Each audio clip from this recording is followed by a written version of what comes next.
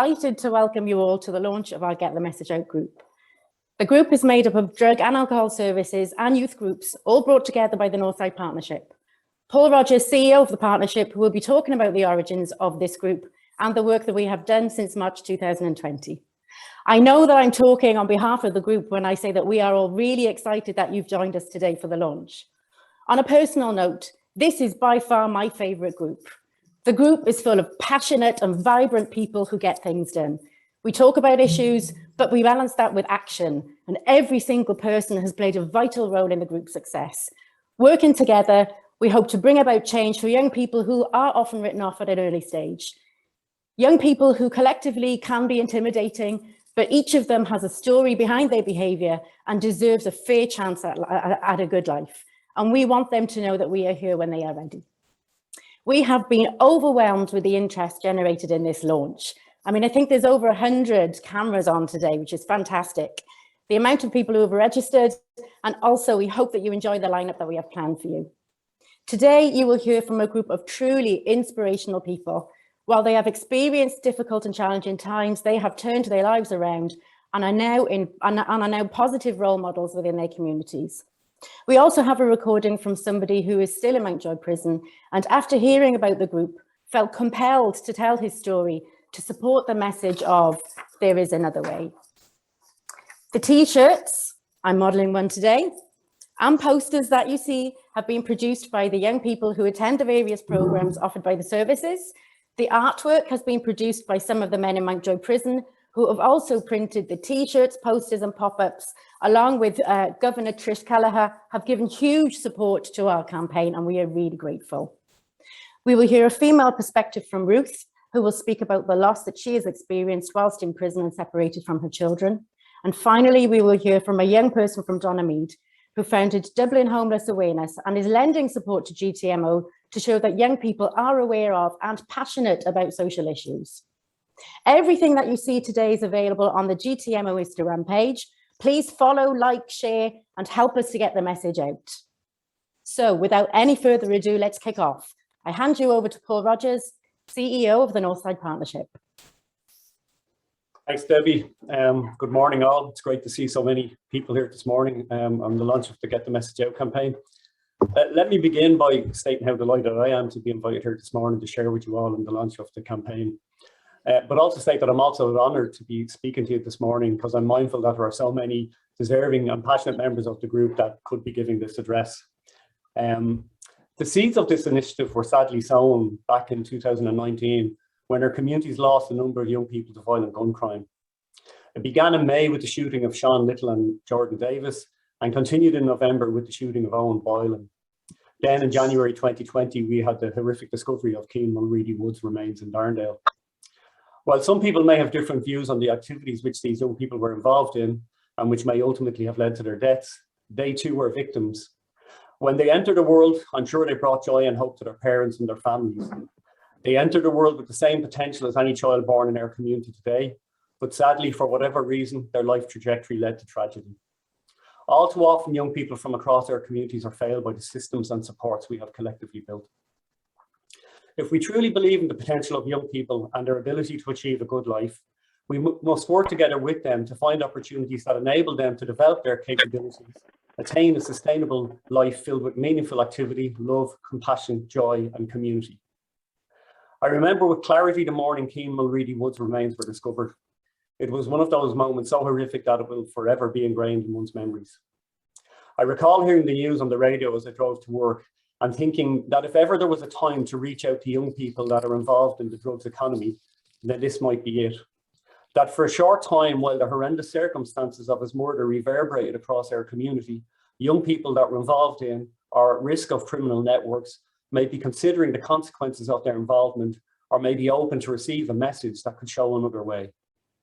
This was the seeds of the Get the Message Out campaign, to bring all organisations that touch upon the lives of young people at risk together to develop a campaign that could be quickly mobilised to highlight the services and supports available across the community should a similar event or shooting happen in the future. We're also mindful that there are incredible organisations working at the coalface with young people at risk across our community, and we reached out to them with the idea and in recognising the challenges we faced with the increase in criminal activity.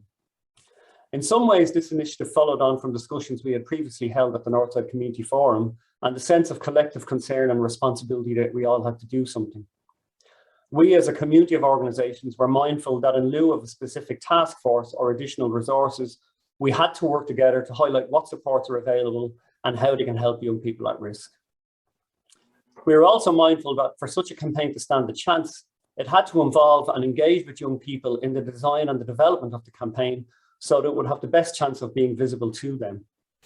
Young people are constantly being bombarded with messages, and for our messages to land, we had to find a way to make them pertinent and salient.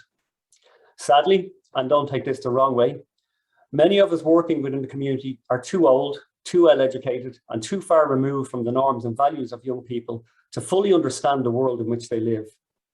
For this campaign to be successful, we needed to understand their worldview, understand their motivations, and what is most likely going to appeal to them in terms of opportunities and finding a way out. Throughout this initiative, we have been blessed with the commitment to support Kilbarrack Coast Community Project and Kilmore West Youth Services, and the young people that have helped design the messages and artwork. This October, I'm coming up on my 20th anniversary of working in the community and voluntary sector. And in my 20 years, I don't think I've seen a project that has captured the energy, commitment, and enthusiasm of so many organisations and people across the community. The ethos, spirit of collaboration and trust with which groups work is evident in the campaign, but also in the outcomes that have been achieved since we started working together. For example, the development of new referral pathways between organisations that enable young people to access appropriate supports across the community when they need them. When relationships between organisations are strong and the needs of young people are put first, it can have a profound impact on young people and how they experience our supports. Simply put, we are an extension of their networks of care, and to do this well, we must care together. This commitment and willingness to work together in putting the needs of at-risk young people first is inspiring, and Northside Partnership is privileged to be a partner of this collective effort and work with our colleagues across the community. I would like to thank all of the organisations that have given of their time and energy to work together in developing the Get the Message Out campaign. These include Archway Systemic Family Support, Dunny Carney Youth Project, Dublin North East Drugs and Alcohol Task Force, Edenmore Drugs Intervention Team, Kilbarrack Coast Community Project, Kilmore West Youth Project, Mountjoy Prison, Sphere 17, the Dales and Travact. Finally, and most importantly, I would like to thank those from across the community who have come to help us get the message out today. These are inspiring individuals that have agreed to share their stories and show that there is another way, that there are options and opportunities for young people across our community. Can I thank Ger Redmond, Ruth Barry, Brandon O'Connor, John Connors, Minty, and Finn Dively and Shakalak. Thank you all for your inspiration, for your input, and for your support, and let's get the message out. Thank you.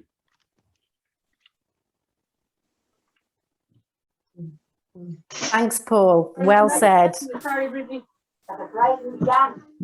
there a little bit of sound? I've just muted. Oh, great. Thank you. Thanks a million, Paul, for that. And I know that all of the agencies have really enjoyed working together and being part of the Northside Partnership. Thank you. So now we're going to move over to our new studio, where we will be speaking with Ger Redmond, pro athlete, who has completely done a 360 turnaround and is here today to tell us some of his story. So I'm just going to move over now.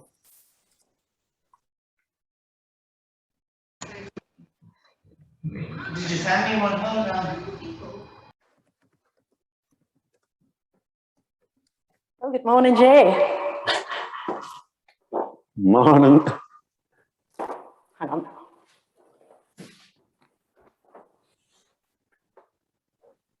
Sorry, this is what happens when you go live.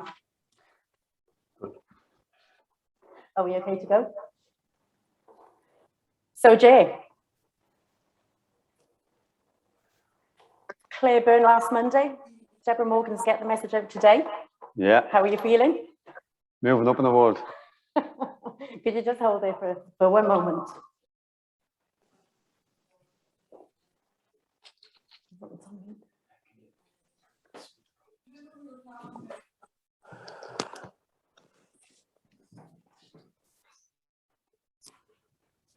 Sorry, live television. Okay, Ger.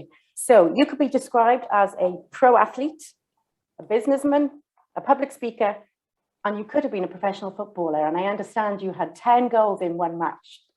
Yeah, that was a long time ago now. Yeah, growing up I was a professional soccer player growing up in Darndale, local to here. So I suppose everything boils back to a bad generation. The reason why I didn't pursue that career in the end. Yeah. So tell us about growing up in Darndale. Growing up in Darndale, like, I mean, you become a product of your own environment, as people know, and everything seems to be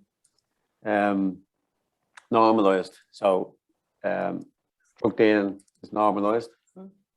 Robbing cars seems to be normalized. You know, fighting and arguing is normalized, and this is the product you become then eventually when you grow up.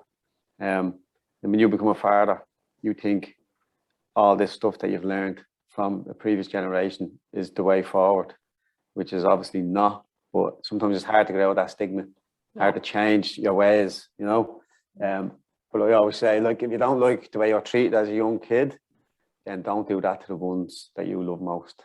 Yeah. So, you know, changing yourself is, you don't only change yourself, but you change for your family. Yeah. And then changing the generation then is the most beautiful gift you can give to your family, I think. I listened to a podcast that you had done some time ago on the weekend. It was a really good podcast, actually. I'll put the name of the podcast up on the comments later. And I thought the interview did a really good job, but you spoke in that podcast about what it was like to go over, to pursue your dreams, and then to be called back. Could you give us a few minutes on how that was for you, and just to explain what happened? So to even make it as a soccer player living in Darndale was unheard of. So it was like, for me, it was like Roy the Rover. I don't know if you remember that, but I felt like Roy the Rover. The confidence was like so high at that time, young kid making it. Not only had I got a trial, but I had done extremely well on the trial, and I got the contract through that. So for me to get that dream, like, was an absolute, like, ultimate goal, you know. Amazing. I remember playing FIFA football with the team I was about to go with a contract. I was playing FIFA with my mates, and I was Dunfermline, like, and I was like, you know, it's just, you had to pinch me, like, at times, you know. And you're about to go and be with these people. Yeah, like, so I'd made it, and I'd been signed the contract, and then I was going to go over and live there permanently, and I'm sitting at home in Dublin playing FIFA with them. Yeah. But yeah, like, when I went over there, everything was going well. I was applying my trade as a professional. I was going around in lads' Porsche cars and cleaning their boots and getting gifts off them, and doing ball boy for Celtic and Rangers and all them games. And then my father committed a crime in Killock, and he was put on remand for that. And I came home to see, was my family okay, because I had 5 other brothers and sisters and my mother, who was a drinker. So I knew, like, you know, I just wanted to go home. I had that gut feeling I needed to go home and see what was happening. And I didn't know at the time, when I got off the flight in Dublin, I was about to go down into the biggest hole I'd ever find myself in my life. So I went from one extreme to the other. I got home, the house was boarded up, and my mother had people in the house that shouldn't have been there drinking. My brothers and sisters were upstairs, like, so it was total chaotic, total chaos. And at that moment, I realised this is bad, like. And I had 2 options. One was to go back over and leave my brothers and sisters in the shit, and, you know, good luck to us, or become the man of the house and join a criminal gang, 1 for protection and 2 to put food on the table. So I was ultimately given no choice in terms of how my environment was set out for me, how my road was set out for me. I suppose I was put on the wrong road by a bad generation.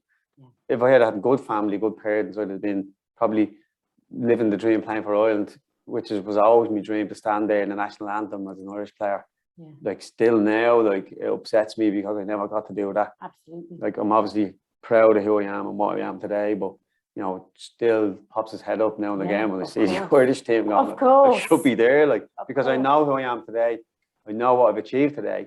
So I know that would have been achievable because I know my work ethic. I know who I am as a man and as a hard worker.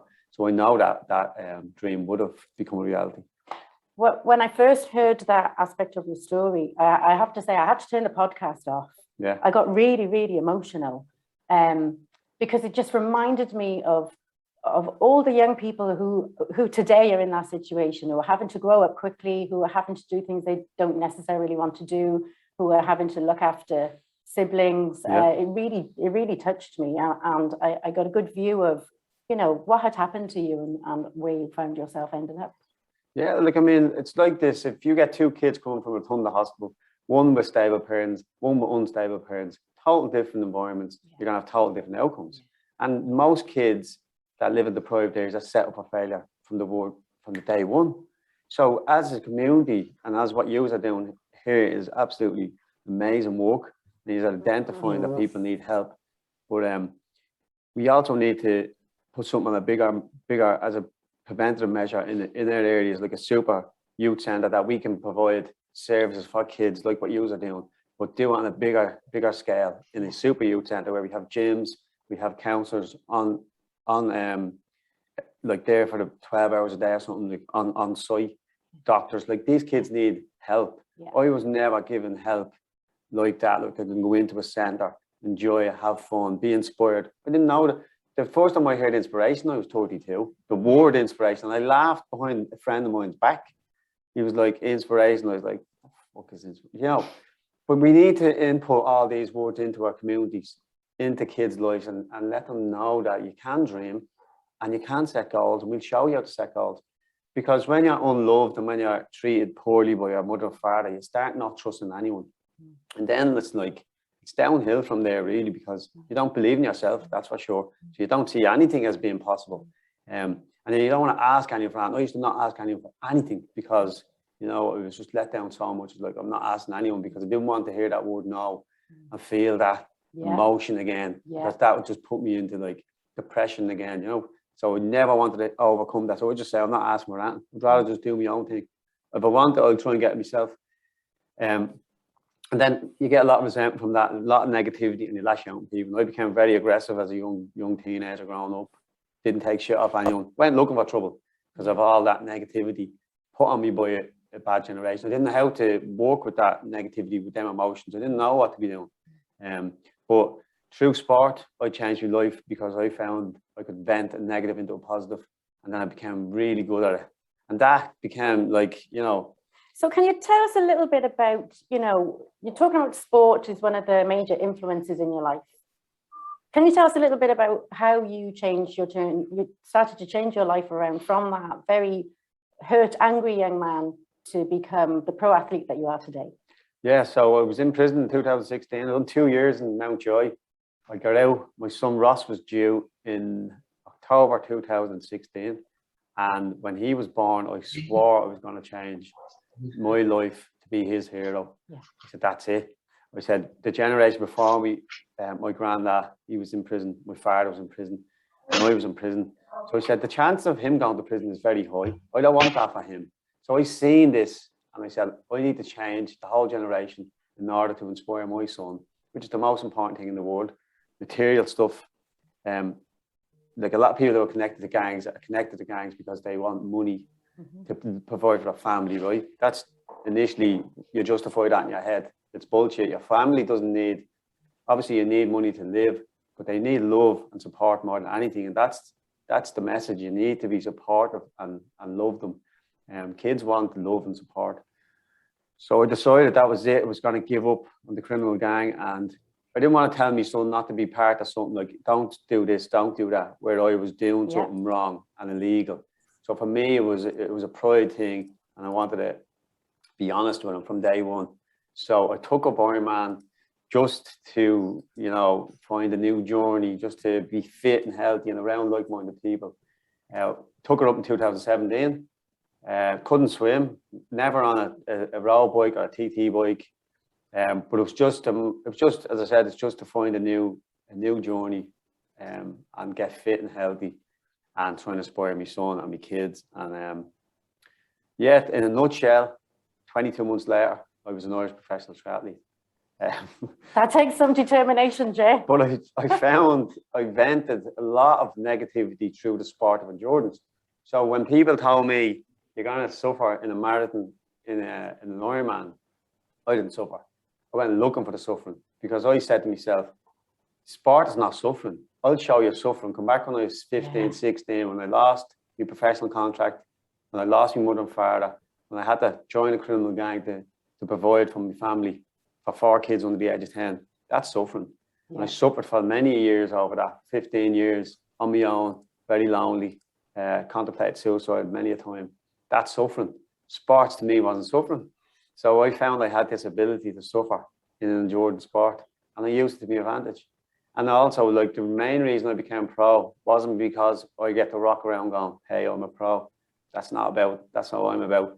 The main reason I became pro is to inspire kids in deprived areas, in all areas, not just deprived areas, but mainly my goal was to be able to go, you can do it. Yeah. You know, your mother and father's not there, but you can achieve, you can believe, you can dream, you can set goals and smash them. 100% you can. Hard work will get you there. But sitting around moping about it and making excuses won't get you there. You need to grab your own life by the reins. Take it. You've only one life. But use the negativity that you've got from the area. Use all that bent up negativity and use it as a positive. Use it to your advantage. And this is why it's so important for the likes of myself, Ruth, and other speakers that are coming on to talk about your past, because it helps others within their areas. Absolutely. And that's what we want to do.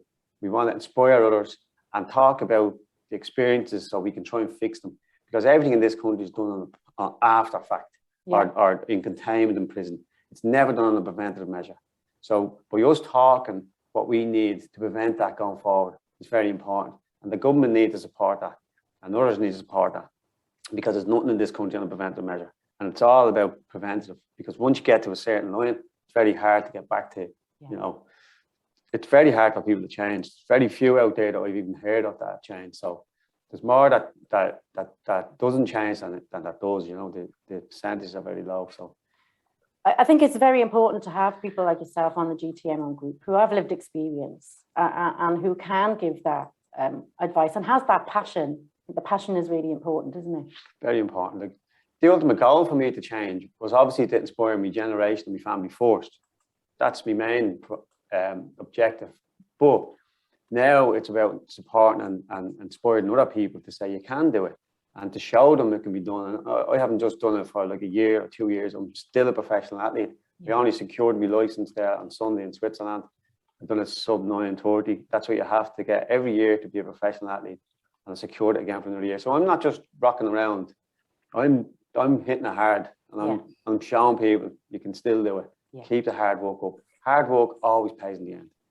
But nothing comes to anyone, and there's no one coming back for you. That's what I learned. It was only when I learned that no one's coming back for me. I'm sitting here going, someone's going to help me. Someone's coming back to help me. They're not. You helped yourself. You help yourself. And there's plenty of support. That's what we're doing today with the GTMO. That's the support network that we need. And it's the one number that you can just ring, and then the support network is there. It's so important that we have that in active now. And, you know, if people want to change, they have that option just to ring up. And the thing is, these services are built to help you. So don't be afraid to ask for help, because that's what they're there for. Whereas years ago, I wouldn't ask for the help. I was like, you know, I was afraid to, you know, but the services are there, and we all want to help you. We all want to see them doing well. So just remember to reach out. Don't be afraid to reach out, because there is help there available, and we do want to help. And is that something that you would say to your 16-year-old Jay? I would, right? But yeah, 100%, like, grab the help that's there, you know. And it's important for us to sort of put the message out there and let people know we're friendly, we want the help, the services are there, and it's good to talk, and it's good to get the help that you need, you know. And just to finish up, so in a nutshell, why are you supporting GTMO? Because it's something I could have done when I was a kid. And it's very important. Now that I'm older, I see that them services, I used to think the services were there against you. That, you know, if I went for counselling and someone thought, I used to think I'd go mad and I'd be put in a home or something. So I was afraid, you know, I had that fear factor of, if I admit that I need counselling, then I might be put in a home. I was afraid to be taken away. Yeah. But it's not. It's there as a friendly service to try and help you overcome childhood trauma so you can become a better person for yourself. And that all that self-belief will come back. So it's a good thing that we have the service, and that you know, you just ring one number. For me, that's the seller, that you ring one number and then all the services are there for you, rather than go looking for individual services. And being passed on and on and on to somebody else. You know, like, and it shows the passion that all you guys have, and seeing the areas need this, which is I'm very proud to be part of that. And we're very proud to have you part of our group. Thanks for you. Thank you so much for giving us time this morning, Ger. No problem. And onwards and upwards, and good luck. Yeah. Oh, we're Good still luck. going. We won't be Still giving up going. yet. No, Yeah. absolutely not. Yeah. Thanks a million. Cheers. And now we're going to hear a short recording from Mountjoy Prison from somebody who felt compelled to tell their story in support of the GTMO group. Thank you. Started shoplifting from an early age. I think it was only 11 or 12. My home life wasn't easy. Sometimes my ma struggled to put food on the table. There wasn't a lot of money, and the little we did have, my dad had a tendency to drink it. I remember taking my 2 younger brothers and sister down to the local shopping centre and into the toy section. I opened out a black bag and told them to pick out what they wanted, and just walked out with a bag of toys off my shoulder. At the age of 14, my ma and dad had separated because of my dad's alcoholism. I was hanging around the estate a lot more, drinking and smoking hash with my friends. We'd take cars and mopeds into the fields at the back of my ma's house, and we'd rally them until they died. We started to experiment with other drugs like E, speed and coke. It's what everyone else was doing. When I was younger, I didn't really fit in. I had friends, but I wasn't popular. So as I was getting older to fit in, I'd be one of the lads who would have done whatever was considered cool at the time, no matter how wrong it was. My first time being arrested was for robbing a moped. It was my first time in guard cells and through the court system. They gave me a warning on account of it being my first offence. I was 18 when my girlfriend became pregnant. I had no money, no job, no qualifications. So I done all I knew, and I went off to make money. I remember my girlfriend coming down to me, begging me to go home with her that day, up to her ma's, but I chose to go off robbing instead. I ended up being arrested for that offence of burglary and served my first custodial sentence of 3 years.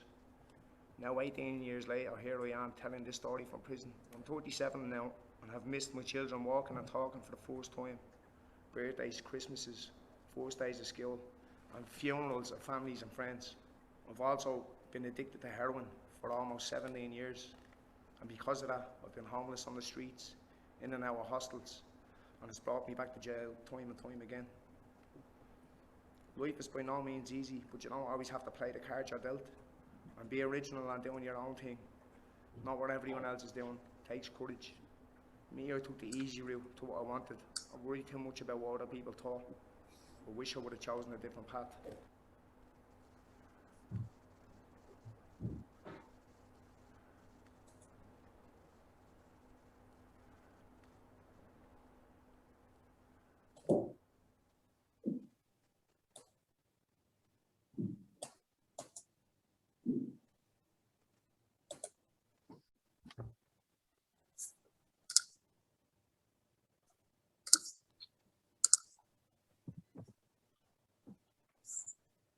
Well, two very powerful pieces there. And I'm sure everyone found that emotional. And we send the very best to all in Mountjoy who have supported us in getting the message out, and to that person for their future endeavours. Thank you. I'm now going to hand you over to Ruth, running coach and Reiki healer, who will give her female perspective on the loss that she felt and experienced being in prison and how she has turned her life around. Hi, Ruth, you're wearing that T-shirt extremely well. You look great. Thank you.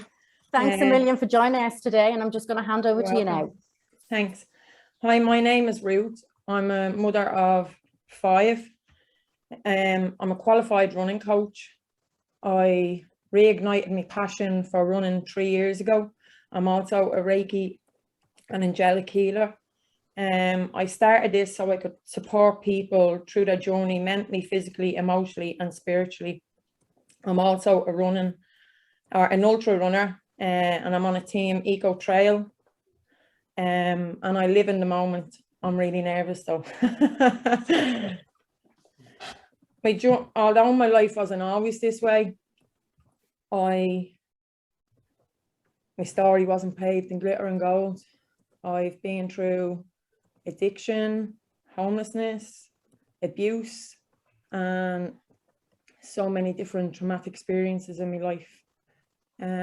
I grew up in an abusive family, my father, and although my childhood wasn't all Sorry, I'm just getting really nervous. My childhood wasn't all that bad. Like, I had so many amazing memories growing up.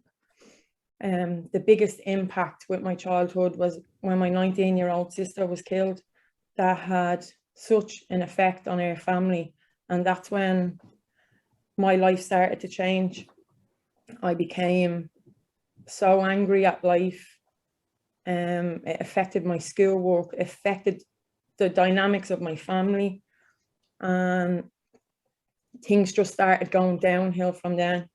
My mum and dad split up then a year later, and I threw myself into running and triathlons, and I became mountain running champion 3 years running, and I got trials down to Mayo, and I just fucked it all up and started being around the wrong people and getting up to no good and experimenting in drugs,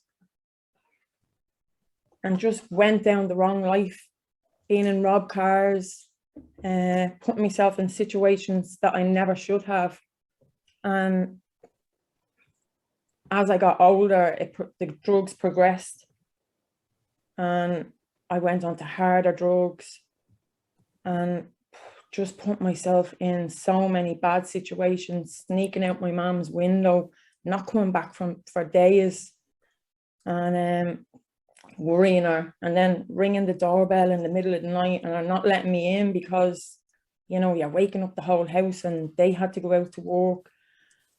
And like, I put my family through so much, but yet they always supported me.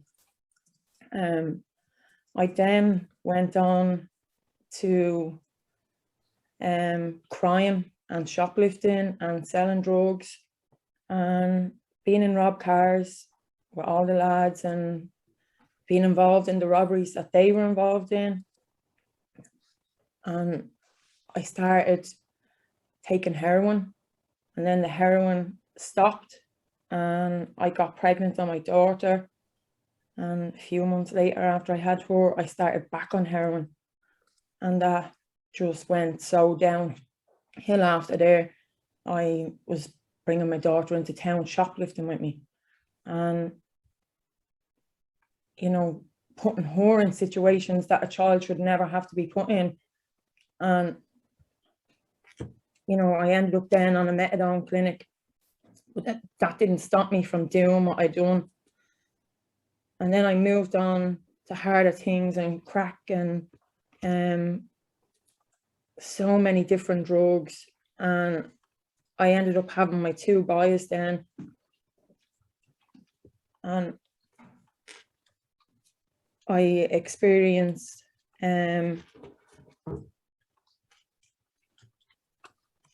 situations with social services because of my drug use with the boys through the clinic.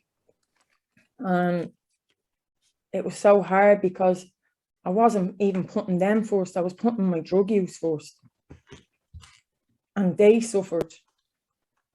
And then we had another traumatic experience. My partner was shot in the head while he lay asleep on the sofa. And that then impacted our lives. My son was left without a father, and he's blessed that he has such a great relationship with his father's family, and they keep his memory alive. But also, I experienced the person that shot him, I experienced him getting shot outside my kids' creche, you know, so there was so many different traumatic experiences in my life. That I felt that because it is, I needed to take the drugs, that it was acceptable for me to take these drugs and put these drugs before my kids. So then after that, I ended up meeting another fella a few years later. We were together for a few years and we took drugs together, and I ended up being involved in a serious assault, and that led me into the path of going to prison. My experience in prison, my God, the first few months, I was a disaster. I was taking drugs in there and fighting and just getting up to all sorts. But then I sat myself down and said, what do you want out of this? So I started using my time wisely. I came off all drugs, and from that day, I never looked back. I done every course available in there, but I was missing my kids, not getting to see them, not getting to experience Christmas mornings with them, missing your children's communions or confirmations, all their different milestones in life. And you're only able to get one visit a week because they were in school. So you couldn't get a weekday visit, and trying to share your time with 3 kids and have a conversation with your mother is so hard. Not being able to touch your kids, hug them and hold them close. The impact it had on their lives, not only mine, but theirs, and the ripple effect it had on my family by me going to prison. Was just so traumatic for them, and to this day it still impacts their lives. Yet my journey so far doesn't define who I am today, because I used all these experiences in life in order to better myself. Sorry. You know, it shows that you can change your life around. You don't have to live in this. And although prison, it's not the place to be, it is no holiday camp, I can assure you that. You have nights where you cry yourself to sleep because you can't cuddle your kids. And my experience in prison was totally different to most. I started getting days out from prison, and my partner was just recently released from prison, and I done what you do. I had sex. Sorry. I came back to the prison pregnant. But not only once did it happen, the first time it happened, I was actually on a treatment and I miscarried. And the effect that that had on me, was unbelievable, because you don't have someone to hold you to tell you that it's okay. You don't have a midwife in the prison to allow you experience these experiences and tell you, you know, this is it. This is what you go through, or bereavement, or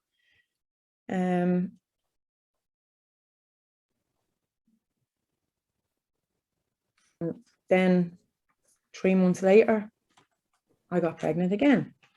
So on a weekend out, and I came back to the prison, I hid it for 3 months, and I started bleeding, and I told an officer, and I was brought to the hospital and came back. So then the whole prison knew.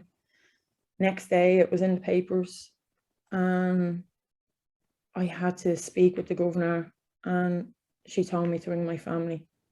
I rang my family, and they didn't want anything to do with me. So for 5 months of that prison sentence, I had nobody. I had no family to speak to me. My daughter wouldn't even talk to me, because she was like, how can you have another baby when you haven't even got us? And the thoughts of having a baby in the prison was just so heartbreaking for them. But thankfully I got out 2 weeks before I had Ella, and she is the reason why I am still here today, why I am such a positive person today, and why I do what I do, although I do for my other kids as well. She has shown me what motherhood is about, and what I do with my running and Reiki, it's to show her that you can be anything you want. you know, you can start off life in a negative and traumatic way, and you can change yourself. You don't have to live in the circumstances and the cycle you were brought up with. You can turn that around. You know, your choice, you choose to be who you are. Never let your traumatic experiences define who you are. And today, I would just like to say, if the Dochas is not a place for a female to be, if you feel that you're stuck in crime, addiction, you're being intimidated as a female, reach out. It's no life to end up in a prison like that, to be involved with social services, to lose your kids, just to carry drugs for someone, to hold firearms, to go down that life. It is not worth losing that precious time with your children. We're on this earth for such a short time. Use it wisely, and, you know, reach out to the services if you need them. Thank you. Ruth, that was amazing. Thanks. Very emotional, very passionate, and very courageous. And I think your voice representing what women and girls go through is so important and actually needs to be heard a lot more.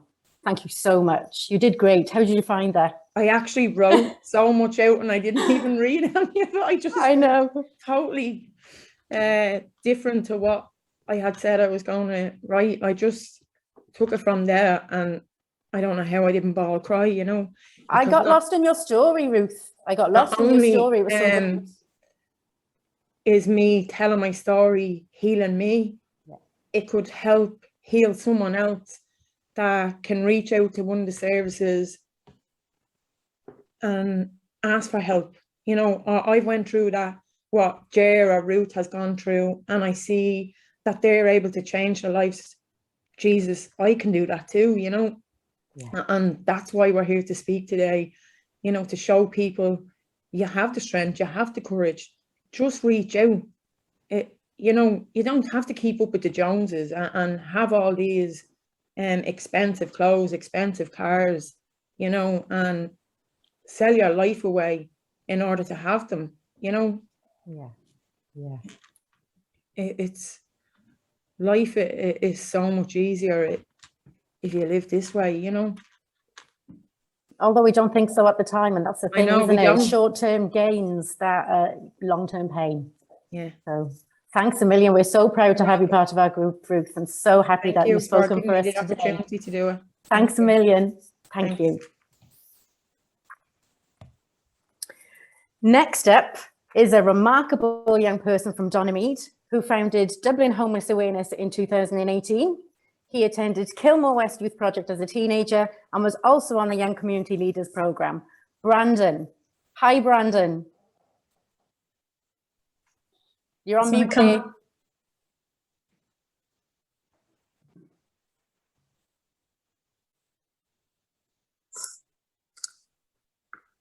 Brandon, you're still on mute? Yep. Great. There you are. There you are. So great to see you again. We had a lot of fun last Monday in the photo shoot. Yeah, we did. I was only looking at the photos there. They're brilliant. Yeah. You're looking good in your t-shirt. Thanks. Congratulations on your award, by the way.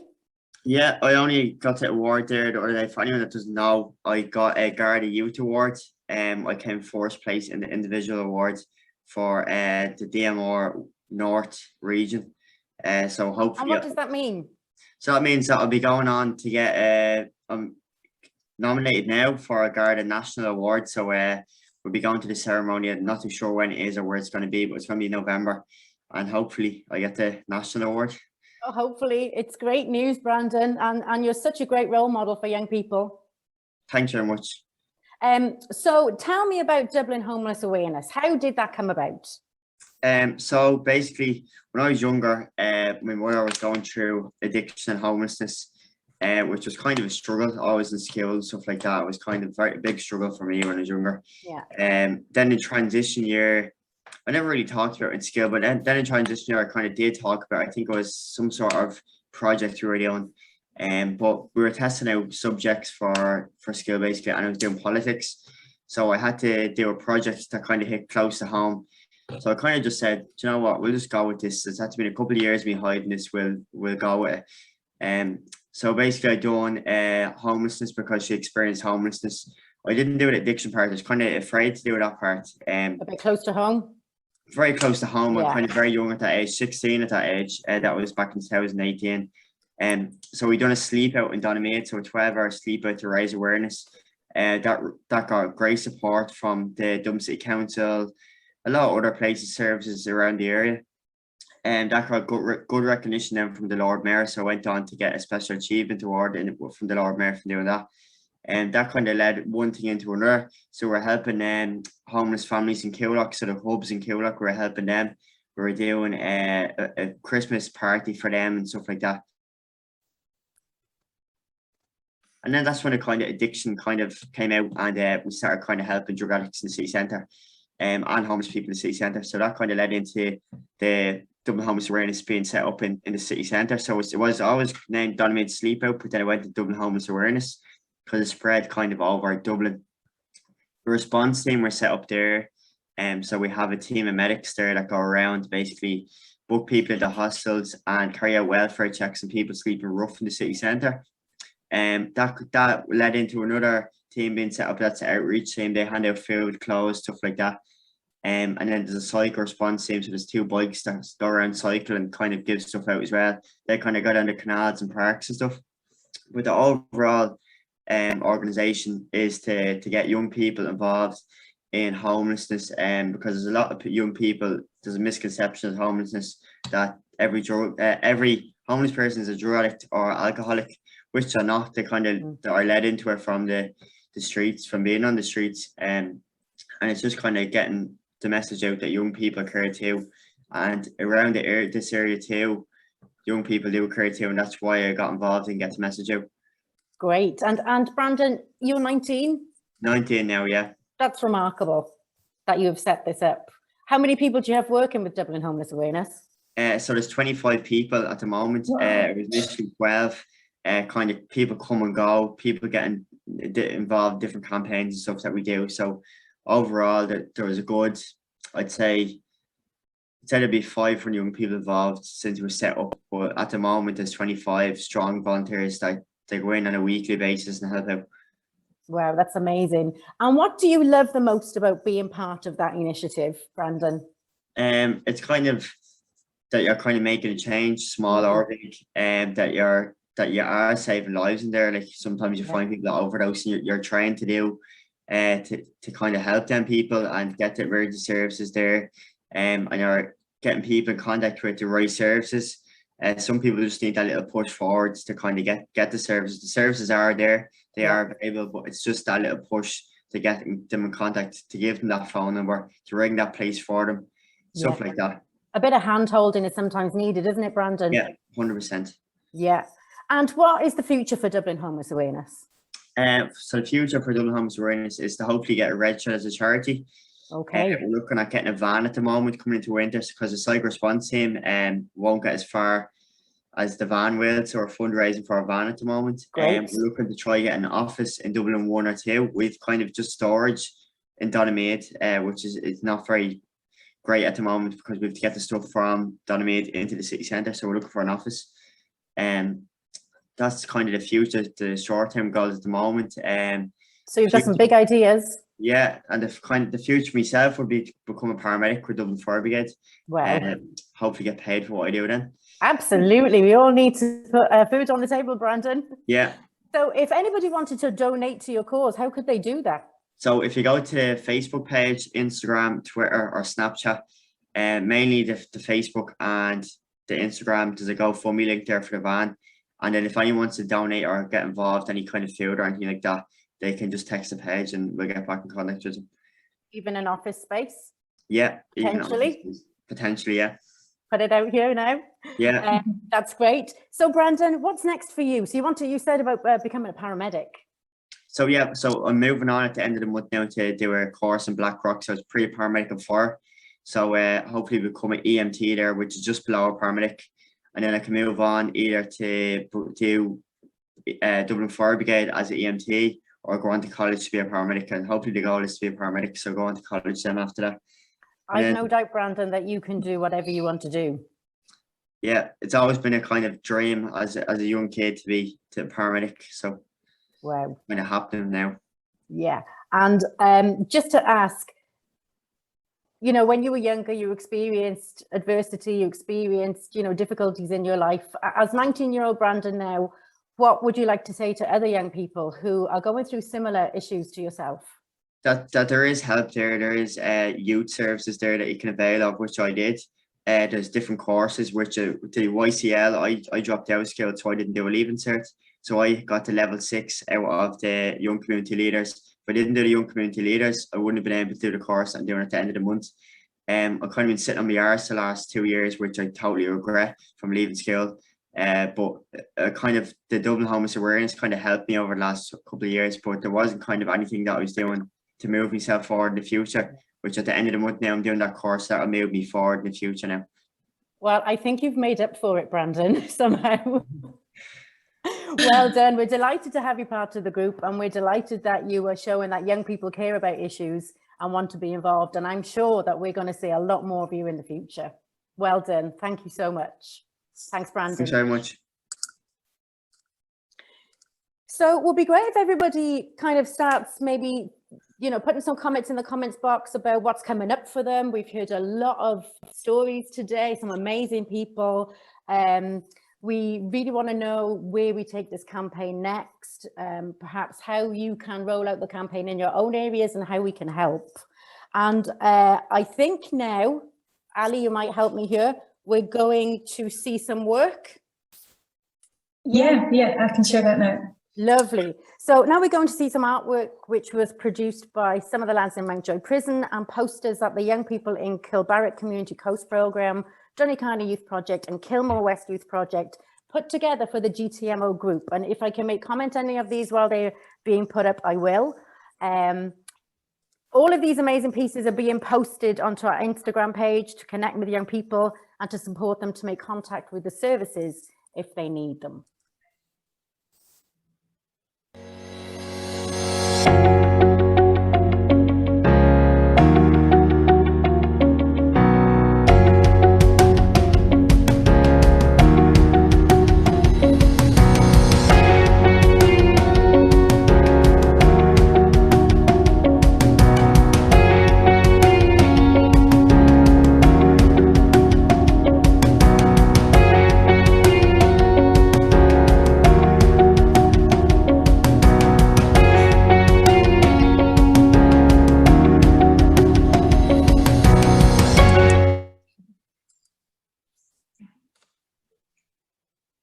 Thanks to all of the young people who put those together. I have to say that from our very first meeting, I think our first meeting was in March 2020, and it was the day that the schools closed, so that was a little bit challenging.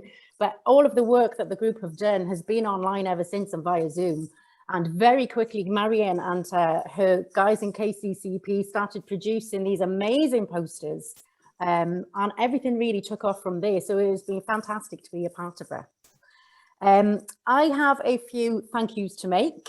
I think that we're going to show a reel of some photographs, Ali, am I right? Yep, that's right. Lovely. Yes, I'm wondering what's coming up for people. You know, obviously, you know, things need to change at different levels.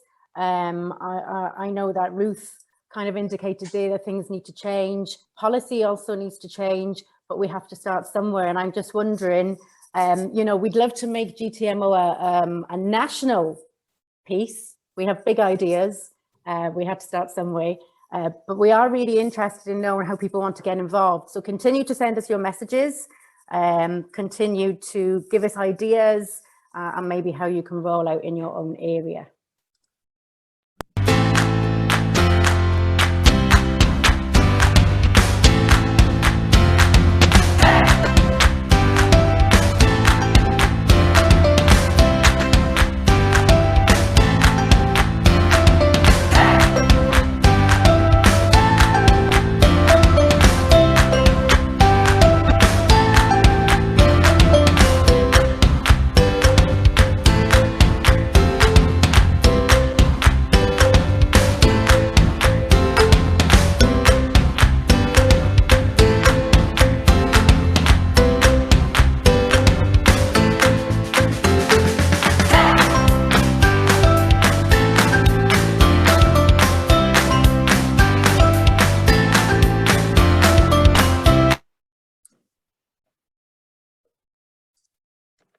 Okay, so I need to thank Near FM for the interview. They put an interview out this morning. That's going to be posted onto the Northside Partnership website. I'm also told that this launch will be edited and also posted onto their media, social media site at a later date. So will be available for you to like and share and get the message out and pass on. I'm told I can say this morning, but Wayne Hart and Talking Bollocks will be posting a podcast chatting about GTMO later on this month, and that will also be out on the website's print link.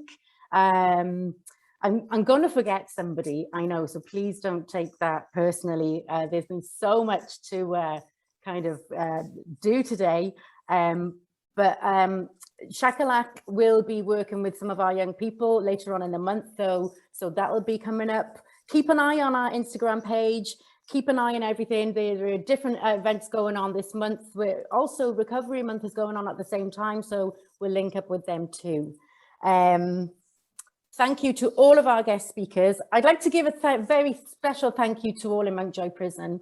They have been so enthusiastic about supporting this campaign and in connecting with us, and their voice is so important.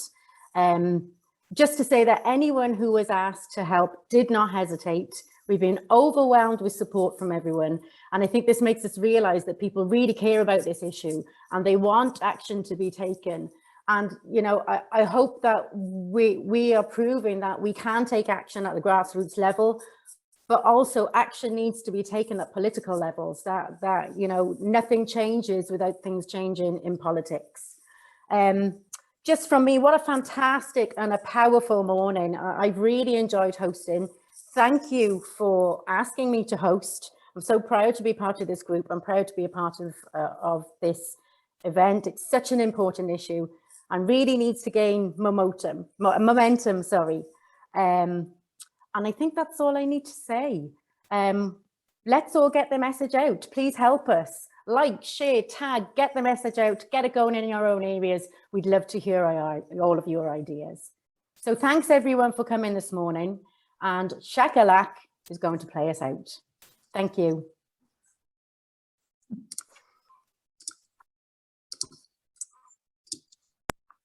Message out, we're Shakalak. This is my living room, and this is a little love song about Dublin called Hometown. So keep it clean, kids. Yeah!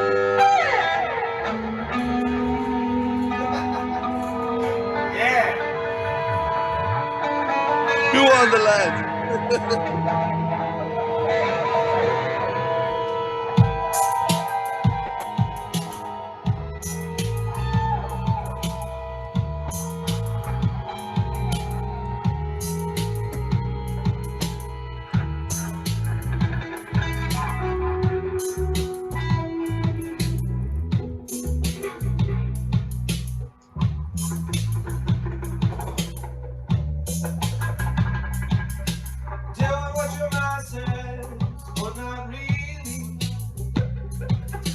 Taking her out her face, but not me. A packet of crisps, glass bottle of Coke, to mollify just for a little while. I wouldn't see that an old wicker basket's ready to be put into your hand without asking. Not really. You're not guilty.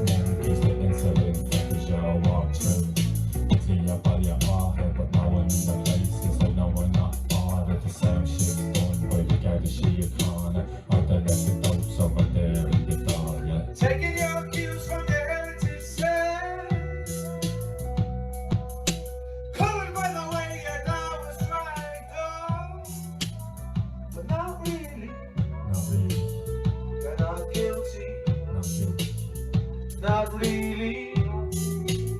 The city bleeds me.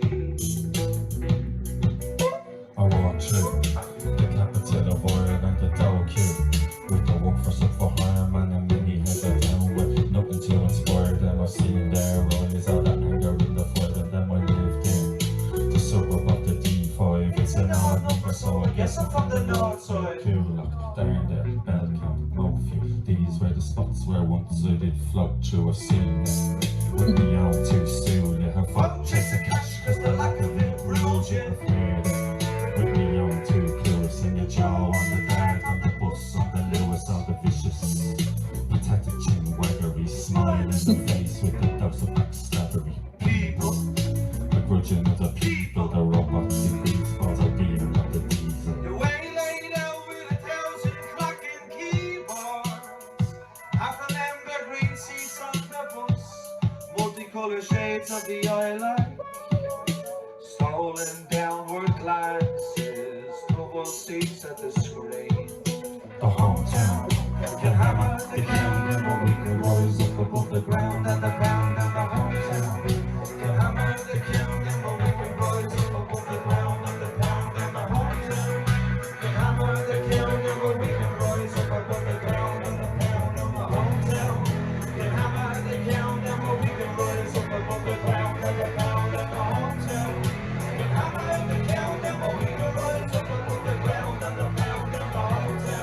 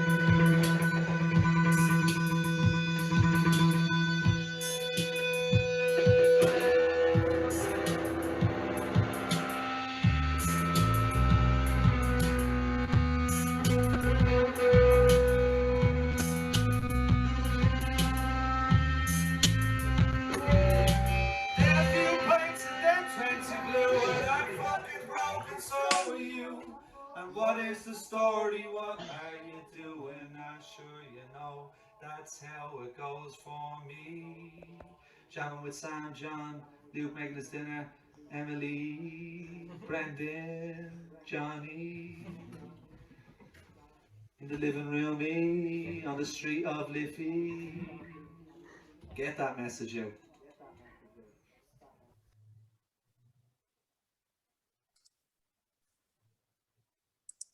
So get the message out. Are we still recording?